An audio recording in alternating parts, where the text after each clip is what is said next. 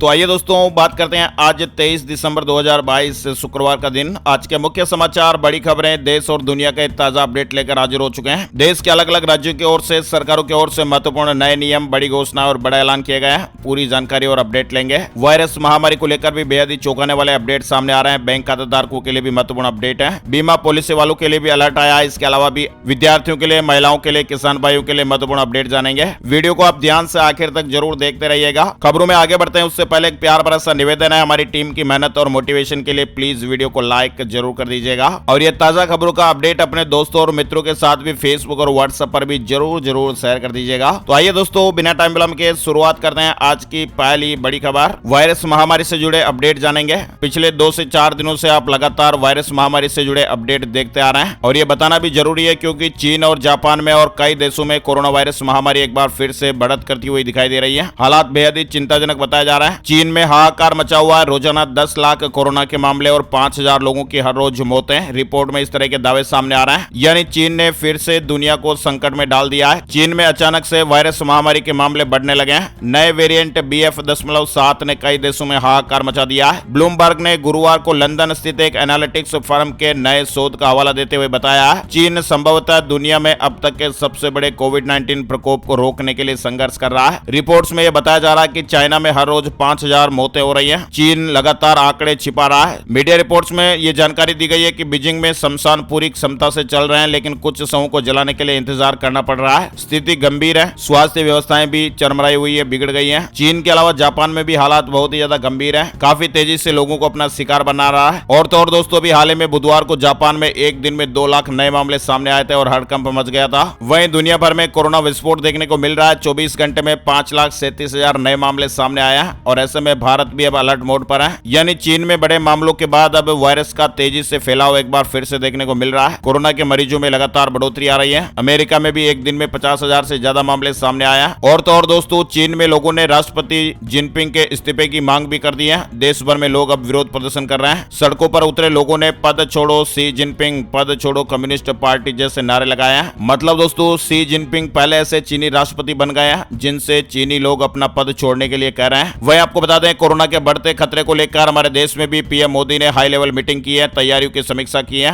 केंद्र सरकार सतर्क है और महामारी के खतरे को देखते हुए प्रधानमंत्री नरेंद्र मोदी ने एक हाई लेवल रिव्यू मीटिंग बुलाई और ये बैठक करीब 1 घंटे चली। केंद्र सरकार ने कोरोना के नए वेरिएंट से संक्रमण को रोकने के लिए विदेश से आने वाले यात्रियों को लेकर खास दिशा निर्देश दिए हैं। देश भर के हवाई अड्डों पर विदेश से आने वाले यात्रियों की रैंडम सैंपलिंग शुरू हो गई है। वहीं लोगों को भीड़ भाड़ वाले इलाकों में सोशल दूरी बनाए रखने के साथ ही मास्क लगाने की सलाह भी दी गई है। इसके अलावा हमारे देश में राज्यों की सरकारें भी काफी सतर्क दिख रही हैं। दिल्ली से लेकर केरल तक कोविड को लेकर जरूरी कदम उठाए जा रहे हैं। कर्नाटक सरकार ने तो बंद जगहों और वातानुकूलित कमरों में मास्क लगाना अनिवार्य करने का फैसला भी ले लिया है। और हाँ दोस्तों, आज केंद्रीय स्वास्थ्य मंत्री मनसुख मांडविया जी कोविड-19 के बढ़ते मामलों को लेकर शुक्रवार को राज्यों और केंद्र शासित प्रदेशों के स्वास्थ्य मंत्रियों के साथ बैठक भी करेंगे। राजस्थान में कोरोना की नई गाइडलाइन जारी हो गई है। सभी जिला कलेक्टर्स को अलर्ट किया गया है। यूपी के अस्पतालों में भी कोरोना प्रोटोकॉल लागू होगा, सीएम योगी ने निर्देश जारी कर दिया है। और भी कई राज्यों में सरकारों ने मीटिंग करके समीक्षा की है। दोस्तों, आप कमेंट करके हमें ये जरूर बताइएगा कि क्या लॉकडाउन ही कोरोना वायरस को रोकने का एकमात्र उपाय है या फिर लॉकडाउन के अलावा दूसरे प्रबंध किए जाए, कोविड प्रोटोकॉल को सख्ती से लागू किया जाए। कमेंट करके अपनी राय जरूर बताइएगा। कोरोना को लेकर सावधानी बहुत ही ज्यादा जरूरी है, सजगता जरूरी है। अगर आप भी हमारी इस बात से सहमत है तो फिर लाइक का बटन जरूर दबाइएगा। चलिए खबरों का सिलसिला आगे बढ़ाते हैं दोस्तों। सेना के लिए 85,000 करोड़ के 24 प्रस्तावों को मंजूरी दी गई है। तवांग में चीन से झड़प के बाद सेना और सरकार ने यह बड़ा कदम उठाया है। गुरुवार को 84,328 करोड़ रुपए के 24 प्रस्तावों को मंजूरी दी गई। वहीं बड़ी खबर आ रही है, दिल्ली हाईकोर्ट ने सिखों को भारत में यात्री उड़ानों में सफर के दौरान कृपाण साथ रखने की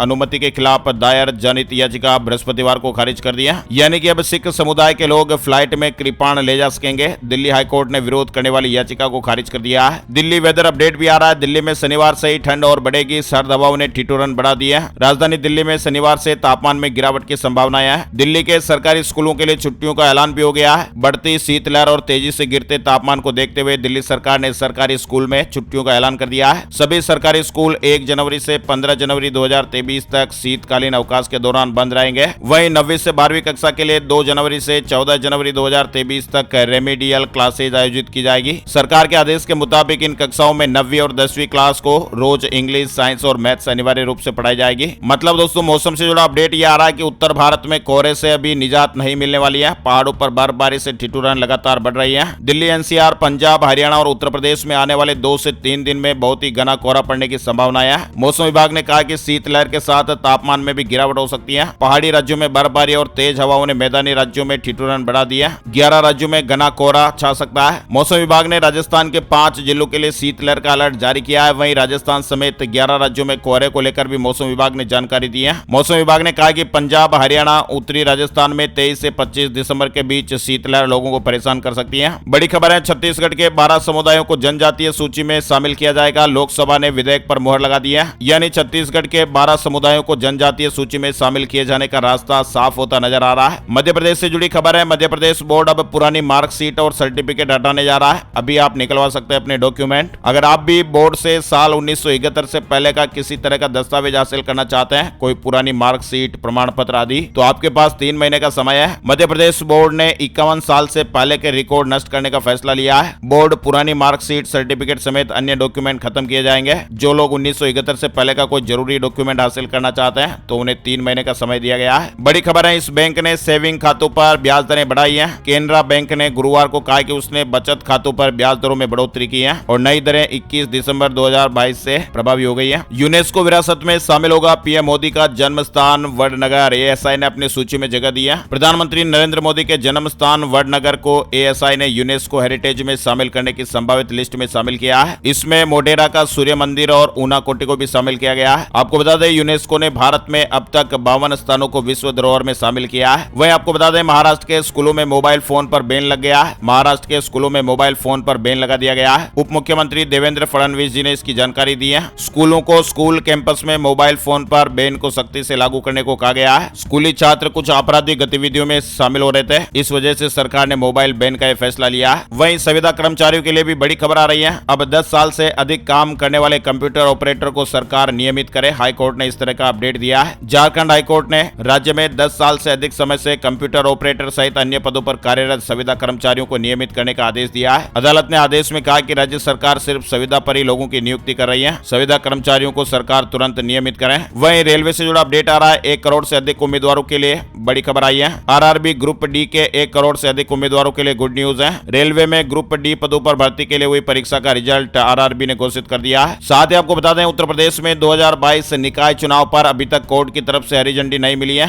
और ऐसी आशंका है कि चुनाव दिसंबर के समाप्ति तक नहीं हो पाएंगे। हालांकि शुक्रवार तक स्थिति साफ हो सकती है। उत्तर प्रदेश में होने वाले निकाय चुनाव को लेकर होने वाली सुनवाई अब शुक्रवार को होगी। यूपी निकाय चुनाव पर फिलहाल फैसला टला हुआ है। साथ ही सभी एलआईसी धारकों के लिए जरूरी सूचना भी आई है। केवाईसी कराने से पहले आपको जरूरी अपडेट ले लेना चाहिए। बीमा कंपनी ने नोटिस जारी किया है। यानी एलआईसी अपने ग्राहकों को एक मैसेज कर रही है और मैसेज में ग्राहकों को केवाईसी वेरिफिकेशन को लेकर सचेत किया गया है। केवाईसी अपडेट नहीं करने पर एलआईसी की ओर से भारी चार्ज लिया जा सकता है। इस तरह का अगर आपको कोई भी मैसेज मिल रहा है तो वो फेक मैसेज है। बीमा कंपनी ने एक नोटिस जारी कर इस खबर को फर्जी बताया है। एलआईसी ने कहा कि कंपनी पॉलिसी होल्डर को बेहतर सेवा के लिए केवाईसी अपडेट करने को तो कहती है, लेकिन ऐसा नहीं करने पर पेनल्टी नहीं लगाई जाती है। पेनल्टी लगाने को लेकर जो खबरें हैं वो झूठी खबरें हैं। पैनिक होने की आवश्यकता नहीं है। वहीं राजस्थान न्यूज अपडेट में आप देख पा रहे हैं, अब बैचलर डिग्री के बाद भी आप पीएचडी कर पाएंगे। राजस्थान के इस विश्वविद्यालय में नए नियम लागू हो गए हैं। मोहनलाल सुखाड़िया विश्वविद्यालय राजस्थान का पहला विश्वविद्यालय है जिसने पीएचडी रेगुलेशन की शुरुआत कर दी है। साथ ही थीसिस में शोध पत्र प्रकाशन की भी बाध्यता को समाप्त कर दिया गया है। साहित्य अकादमी पुरस्कार 2022 की घोषणा हो गई है। हिंदी के लिए बद्री नारायण को अवार्ड मिलेगा। साहित्य अकादमी ने गुरुवार को साहित्य अकादमी पुरस्कार 2022 का ऐलान कर दिया। छत्तीसगढ़ से जुड़ी खबर है, कैंपा योजना के लिए 544 करोड़ रुपए की मंजूरी। मुख्य सचिव की अध्यक्षता में बैठक हुई। वहीं अपडेट आ रहा है, 5वीं और 8वीं की वार्षिक परीक्षाएं 23 मार्च से। मध्य प्रदेश से जुड़ा अपडेट है।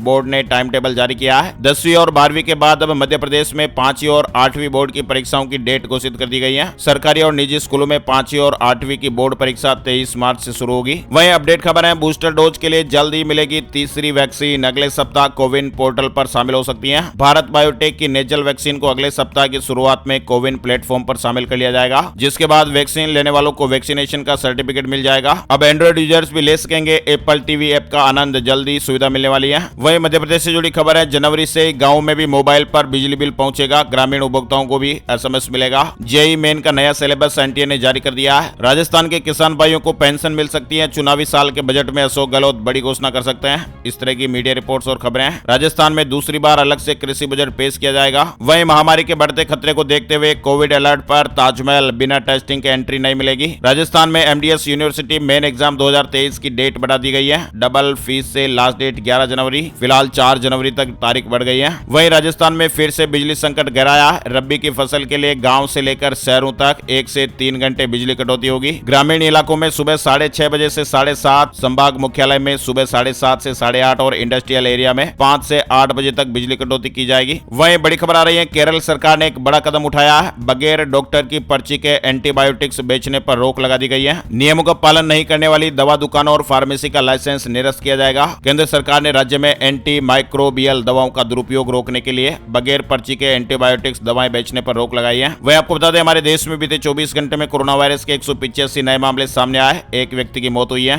Gold price today, silver price today update की जानकारी में आपको बता दें, गुरुवार सुबह सोने का भाव 54,763 रुपए प्रति 10 ग्राम पर रहा। वहीं चांदी का भाव 68,229 रुपए प्रति किलोग्राम पर रहा। वेदर न्यूज एंड एनालिसिस में संपूर्ण भारत का आज 23 दिसंबर 2022 का मौसम पूर्वानुमान। आज का मौसम कैसा रहेगा, मौसम की जानकारी का ताजा अपडेट आया। स्काईमेट वेदर अपडेट के मुताबिक अगले 24 घंटों के दौरान तमिलनाडु के तटीय इलाकों में 1 या 2 इलाकों में मध्यम बरसात हो सकती है। शेष देश में मौसम शुष्क रहेगा। 26 दिसंबर से पश्चिमी हिमालय में हल्की बारिश और हिमपात शुरू हो सकता है। उत्तर प्रदेश और बिहार में कोहरे की सघनता और तीव्रता में कमी आई है। मध्य पाकिस्तान, पंजाब, हरियाणा और राजस्थान के कुछ इलाकों में घना कोहरा जारी रह सकता है। वहीं पंजाब, हरियाणा और उत्तरी राजस्थान के कुछ इलाकों में कोल्ड डे की स्थिति रहने का अनुमान है। आज के मुख्य समाचार में फिलहाल बस इतनी ही खबरें। अगर आपको हमारा प्रयास अच्छा लगा है तो प्लीज वीडियो को लाइक करना मत भूलिएगा। अपने दोस्तों और मित्रों के साथ भी इन खबरों को जरूर शेयर करिएगा। फेसबुक और व्हाट्सएप पर शेयर कर दीजिएगा। Thank you, take care, good bye, Jai Hind, जय भारत, वंदे मातरम।